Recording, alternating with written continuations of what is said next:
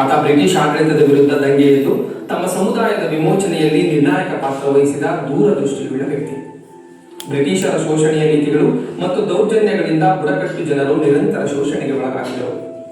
ಬಾಲಕನಾಗಿ ಆತನ ಸ್ವಂತ ಅನುಭವಗಳು ಹಾಗೂ ಕೆಲಸದ ಹುಡುಕಾಟದಲ್ಲಿ ಒಂದು ಸ್ಥಳದಿಂದ ಮತ್ತೊಂದು ಸ್ಥಳಕ್ಕೆ ಪ್ರಯಾಣಿಸುತ್ತಿದ್ದಾಗ ಬ್ರಿಟಿಷ್ ದಬ್ಬಾಳಿಕೆಯಿಂದಾಗಿ ಸಮುದಾಯವು ಅನುಭವಿಸುತ್ತಿದ್ದ ವಿಭಿನ್ನ ತೊಂದರೆಗಳ ಬಗ್ಗೆ ಅವನಿಗೆ ಜಾಗೃತಿ ಮೂಡಿತು.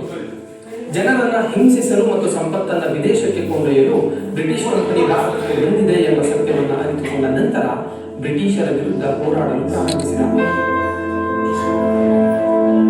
ಬಿರ್ಸಾ ಮುಂಡಾ ತನ್ನ ಜನರೊಂದಿಗೆ ಒಟ್ಟಾಗಿ ಬ್ರಿಟಿಷರ ಅನ್ಯಾಯ ಮತ್ತು ವಿಶ್ವಾಸಘಾತುಕತನದ ವಿರುದ್ಧ ಚಳುವಳಿಗಳು ಮತ್ತು ಪ್ರತಿಭಟನೆಗಳೊಂದಿಗೆ ಪ್ರತಿಕ್ರಿಯಿಸಿದ. ಆತ ದಂಗೆಯಲ್ಲಿ ಸಕ್ರಿಯವಾಗಿ ಪಾಲ್ಗೊಂಡಿದ್ದ ಹಾಗೂ ಬ್ರಿಟಿಷರ ವಿರುದ್ಧ ಹೋರಾಡುವ ಧೈರ್ಯವನ್ನು ಹೊಂದಿದ್ದ ಹೋರಾಟಗಾರ ಎಂಬ ಖ್ಯಾತಿಯನ್ನು ಸಹ ಗಳಿಸಿದ್ದ.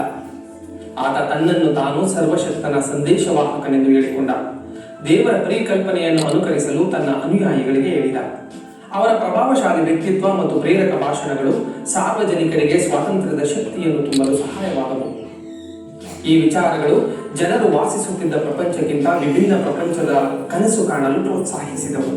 ಬುಡಕಟ್ಟು ಜನಾಂಗದವರ ಸಂಪೂರ್ಣ ಮಾಲೀಕತ್ವದ ಹಕ್ಕುಗಳನ್ನು ಪುನಃಸ್ಥಾಪಿಸಲು ಆತ ಮಾಡಿದ ಪ್ರಯತ್ನಗಳು ಅವನ ನಾಯಕತ್ವ ಮತ್ತು ದೂರದೃಷ್ಟಿಗೆ ಉದಾಹರಣೆಯಾಗಿದೆ.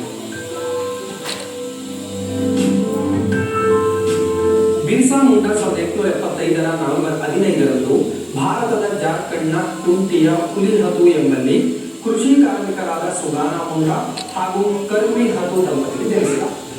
ತಮ್ಮ ಕುಟುಂಬದ ಹಲವಾರು ಮಕ್ಕಳಲ್ಲಿ ಬಿರ್ಸಾ ಮುಂಡಾ ಒಬ್ಬನಾಗಿದ್ದ. ಅವನಿಗೆ ಕೊಮಾತಾ ಮುಂಡಾ ಎಂಬ ಹಿರಿಯ ಸಹೋದರನಿದ್ದ ಹಾಗೂ ದಸ್ಕಿರ್ ಮತ್ತು ಚಂಪಾ ಎಂಬ ಇಬ್ಬರು ಹಿರಿಯ ಸಹೋದರಿಯರಿದ್ದರು. ಅವರ ಕುಟುಂಬವು ಮುಂಡಾ ಎಂದು ಕರೆಯಲ್ಪಡುವ ಜನಾಂಗೀಯ